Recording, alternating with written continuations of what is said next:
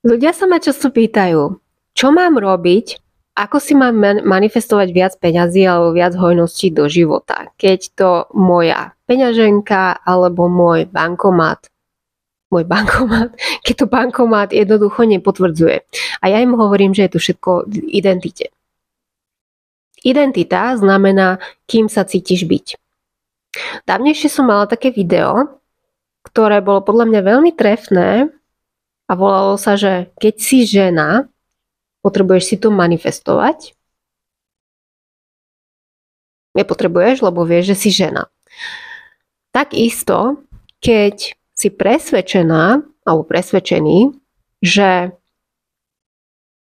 tú hojnosť v živote budeš mať, že ju proste stále máš, možno máš niekedy finančné ťažkosti, ale vždy sa vráti do tvojho života, pretože vesmír ťa vždy podporí, tak si to manifestovať tiež v podstate ani až tak nepotrebuješ v takom zmysle, že nepotrebuješ robiť nejaké brutálne techniky. Techniky sú vedľajšie a nejde o nich, s tým, že oni sú pomôckou a nie riešením. Riešením je tvoja identita. Takže keď vieš, že tú hojnosť máš vnútri, tak ťa aj ten bankomat po nejakom čase podporí. Nehovorím teraz ale o tom, či si zamestnaná, nezamestnaná, máš vyložené nohy na gauči, nič nerobíš, podnikáš, snažíš sa podnikať, snažíš sa začať podnikať. Toto všetko je tak trochu mimo. Teraz sa bavím o nejakej vnútornej hojnosti, ktorá celkovo skrz celý tvoj život vlastne potvrdzuje to, kým sa ty vidíš byť, alebo ako ty vidíš peniaze. Pretože toto nakoniec vždy zvíťazí. Je jedno, ako sa naučíš manifestovať, alebo koľko víkendových retreatov na neviem kde absolvuješ.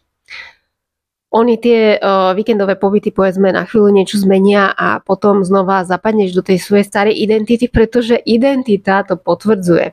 Takže riešením je vlastne, že ty to precítiš, že si tá osoba, ktorá už má to splnené prianie a nikam sa odtiaľ nepohneš. Aj keby ti prišiel nejaký nedoplatok, nejaký výdavok, niečo, samozrejme, že aj vedomí manifestori sa na chvíľu tým nechajú vykolajiť, pretože všetci máme svoje emócie, ale pozor, tam je riešenie, že sa tými emóciami nenecháme uniesť, alebo aspoň nie dlhodobo, čiže nedávame im nad nami moc. Keď ty dáš moc nad sebou emócií, že ja nikdy nebudem mať dostatok, že ja som skrátka sa narodila na to, aby som makala, alebo práca v korporáte a tak ďalej a ešte mám aj ten výdavok, tam ten výdavok, tak jednoducho vždy sa ti toto bude vrácať do života a to bude v tvojom živote prevyšovať. Ono vždy prevyšuje tá 3D realita, ktorú my cítime v sebe najviac.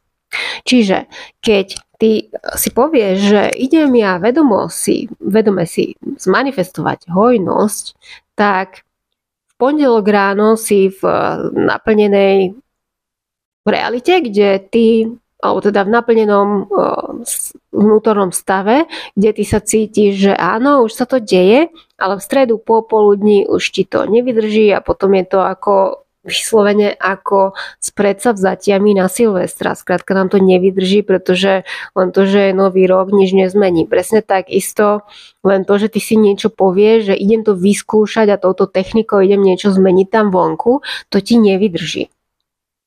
Ty potrebuješ mať určitú,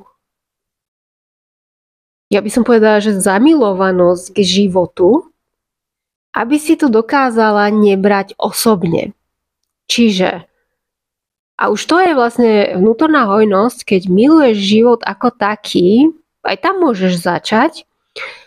Ďakuješ za všetko, ja mám dokonca takú aplikáciu, kde každý deň o 6:00 mi tá aplikácia pripomenie, za čo som vďačná a toto pomáha hojnosti v mojom živote.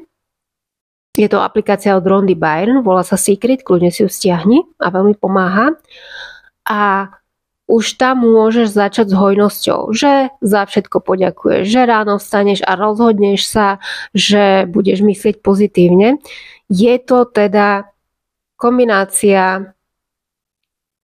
toho, čo ty sa rozhodneš, že tým si, teda kombinácia tvojej nejakej vžitej identity a disciplíny tej identite zotrvať. A nie len v stredu, ale aj v piatok, v sobotu, ďalšie týždne, ďalšie mesiace a ďalšie roky.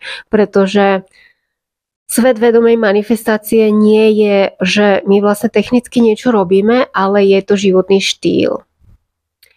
Presne tak, ako keď máš životný štýl, že chceš so sebou niečo robiť a začneš cvičiť, no tak budeš cvičiť asi potom už stále a už ti to ani nebude pripadať ako čudné, pretože sa do toho prirodzene dostaneš.